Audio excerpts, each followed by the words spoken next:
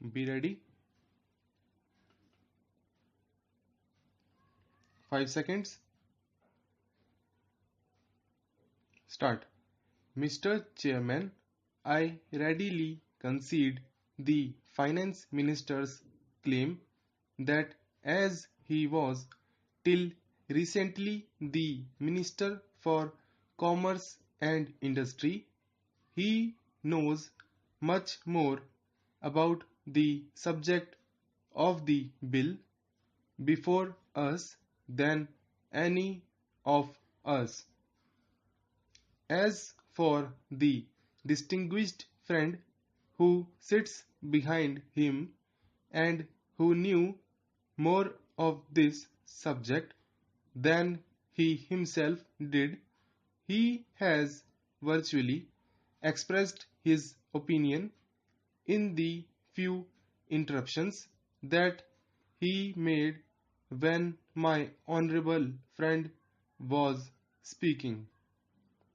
I am not going to cross swords with the finance minister, but I want information on two or three points.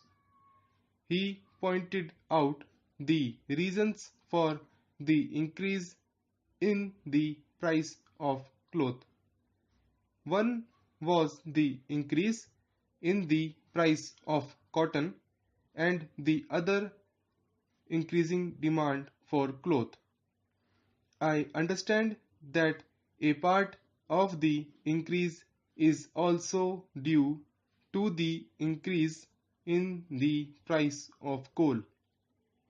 I want to know to what extent this factor is responsible for the increase that has taken place in the price of cloth.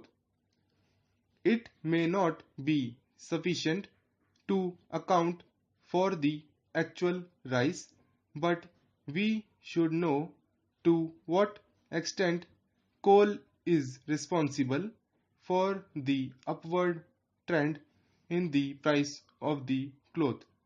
Sir, the finance minister seems to think that the only permanent remedy for the existing state of things is additional production of cloth, but as this production cannot be brought about quickly, it was necessary to devise some method which would be of immediate effect and would help partly in controlling inflation and partly in mopping up a part of the profits that would otherwise go to the cloth dealers. To what extent the excise duty will be passed on to the consumer, I do not think anybody can say with certainty. I made some enquiry about the price of cloth when the discussion on the present bill was going on in the Lok Sabha, and I understood that it had not affected the bazaar in any way. It is quite possible, however, that in a week or two we may get more disquieting information. We may find that the price of cloth is beginning to go up further, which would be a proof of the fact that the price was being passed on to the consumer. At the same time, it is possible that the cloth dealer may not be able to pass on the entire duty to the consumer. The expenditure that government will incur in connection with the 12th five-year plan will be on a large scale than the expenditure incurred by it in connection with the 11th five-year plan. The money in the hands of the public will therefore go on progressively increasing.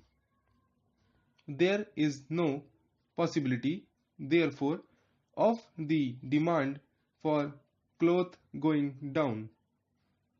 Indeed, I think the finance minister himself said that it was quite possible that in a short time the consumption might go up to about 20 meters per head.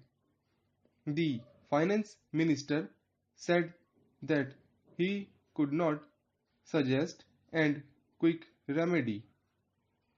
He would try to find out whether there was any additional spindlage in the country.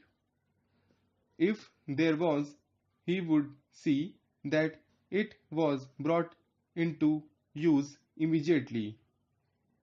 I do not hear him say that if there was any additional loomage in the country, he would see to it that that was made use of. But I trust that what he meant was that if there was any additional spindlage or additional loomage, it would be made the fullest use of. He also said that as regards new spindles and new looms, it would take from 12 to 18 months to get them. I remember, sir, that when Sri T.T. Krishnamachari dealt with this matter as Minister for Commerce and Industry, he made the announcement that the mills would be allowed to increase their production of cloth so far as I remember by 200 million meters only, and that this cloth that he referred to on pain of some punishment could not be used inside the country but would have to be used entirely for export. If any millionaire sold his cloth in the country itself, he would be subject to certain penalties. The Prime Minister, when he referred to the present situation, said yesterday that while the government wanted to moderate the shock involved in the employment of more efficient techniques to people who can use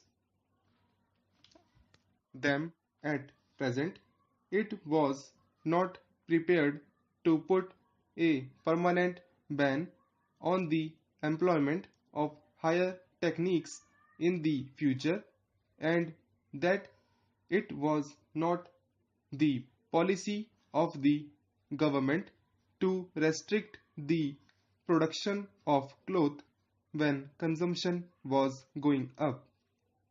It is therefore, sir, not merely a question of getting more spindles and more looms, but of a change in the policy of the government.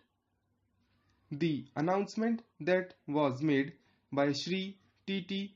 Krishnamachari did create the impression that the government, in the pursuit of their aim to decentralize the production of cloth, had placed a restriction on the production of more cloth for internal consumption.